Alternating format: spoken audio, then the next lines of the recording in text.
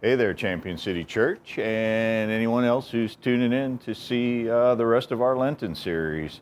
We've been doing a series called The Cry of the Prophets, and our founder Bruce started us off with a prophets crying against idolatry. Pastor Jay spoke about the theme of justice or injustice, as it may be, and how the prophets cried out in the midst of their day about injustice and what can be done about it. Amy talked about false prophets. Tim brought us to a place where we explored our security, and is our security truly found in the Lord? And Derek last week reframed repentance for us as a lifestyle and a maturing process. This week is kind of a Palm Sunday talk.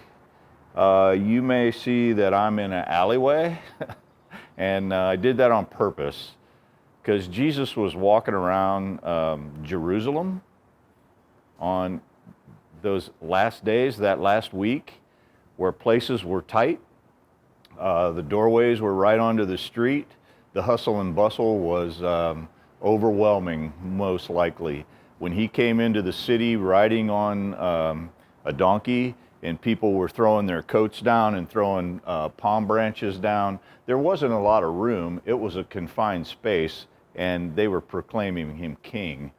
And as we have that thought in our mind, I just want to talk about a couple of my favorite Old Testament prophets. First, I want to talk about Moses. What an intriguing guy. A bit backwards, perhaps. He stuttered, didn't think he could really wrap his head around the fact that God called him to speak to power. He reminds me of us because so many times we hear direction from the Lord, or the voice of the Lord give us direction on where to go, what to do, and we think, surely you can't mean me, Lord. Can you send me someone to help? And so it becomes an issue that we have a hard time getting behind, that the Lord actually wants to use us to do these things. So he was sent to Pharaoh with a message that was simple enough: let my people go. Whatever he thought would happen probably didn't go exactly as he expected. You know, all the plagues and such. When Pharaoh finally bent, Moses found himself leading a large number of people out into the wilderness, aka the desert. They grumbled and God humbled. Finally, at Sinai, where all the shenanigans were happening, some folks started to prophesy. Joshua came running to Moses to tattle and said, "Hey, they're prophesying down in the camp. What should I do?" And Moses said, "Are you jealous for me?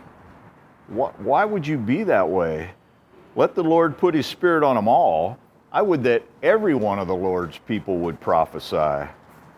So Moses wasn't, what do I want to say? He wasn't afraid to share what he had with others. In fact, the giftings of others would propel the whole nation forward, and he knew that. So he was willing to let them speak. Another thing about Moses is he asked to see the Lord's glory. Wow. In that day, in that time, in the frame of reference that they had, to see the Lord's glory would have meant death.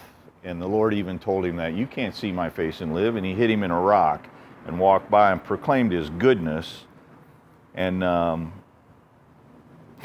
wow, Moses came off the mountain, face shining. He had to cover his face with a veil because the people were afraid. But there was something about the prayer that he prayed of, "Show me your glory." The final outcome of this request brings me to another prophet, an Old Testament prophet, and that's Jesus. Now, most of us would go, Jesus, Old Testament prophet? And it's, yep, Jesus was an Old Testament prophet. He ministered pre-death and resurrection, so that made him Old Testament. All that he did was available, but nobody could live it out like him. They just didn't have the wherewithal to pull it off.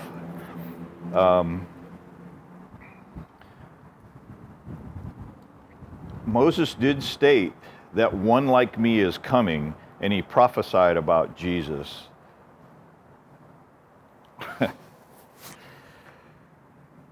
Jesus told all those with a stated trust in Moses or the law, as we've come to understand, that if they really believed Moses, that they would embrace him.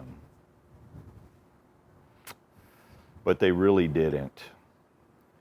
So he prophesied his own death and his resurrection before it ever happened.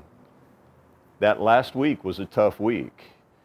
He went under trial, he had tribulation, he spoke truth to power, all those things that we think about Jesus on that last week, and where he was and where he was going. He was headed towards the cross, and he knew it. That would be a tough thing to know. So we're leading up to Easter and the culmination of our celebration of Lent, when we take stock of all the things that Christ went through and did, and what the prophets did, and all the things that we've been talking about. And let's be considering what it may have been like for those who didn't understand who he was. Even his own disciples didn't really understand who he was. Even though Peter declared him to be the Messiah, and Christ did correct him and said, hey, that's the rock that the whole church is going to be built upon, and that he was a king, they didn't really understand. Then there were those just people like you and me who hung out, saw some miracles maybe just heard of them, had some ideas, but during this coming week, all of a sudden, he was going to be put on trial and hung on a cross. Surely they couldn't understand anything about that. Then there were those that just flat were deniers. The Pharisees, they knew who he was because they had the prophecies. They knew where he came from. They knew where he was going. They knew all about him. And they yet somehow managed in their heart to refuse him. So we're going to run across all kinds of people in the next weeks and years, however long you live, that fall into some of those categories, that don't know him, don't understand who he is, that flat deny, that really would like to know more, but don't know how to go there. Amy made a comment the other night at our micro church about, it's more than just taking someone to a restaurant and letting them see the menu, smell all the food, maybe see pictures of the food on the menu, and then making them get up and leave and say, oh, we're not eating tonight. How terrible that would be.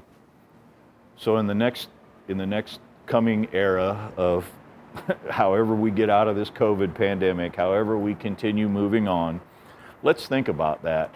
How do we serve the kingdom to others in a way that's palatable, that's tasty? One of the comments that Derek made last week was, taste and see that the Lord is good. And without offering something to eat, no one can taste.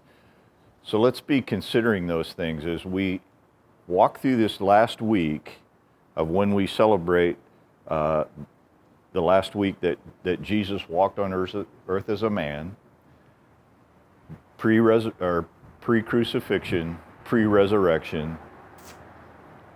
And consider this, speaking truth to power.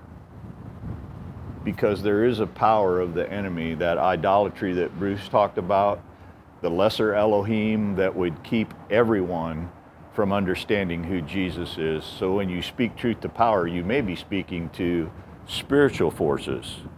You may be speaking to natural forces that are here on earth, but the fact is, just like Moses didn't feel competent, and there's the Harley we talked about, Wes, didn't feel competent to speak to Pharaoh.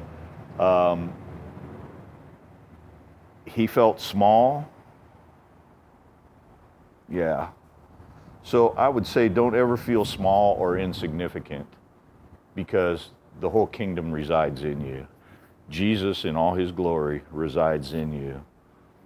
So idolatry, injustice, false prophets, false security, and our need for repentance that leads to maturity are all places that we can speak into and lovingly share the goodness of the kingdom. This was traditionally a tough week for Jesus and the disciples, yet we can go forward with this thought: Christ in us, the hope of glory. Thank you all. See you next time. Bye.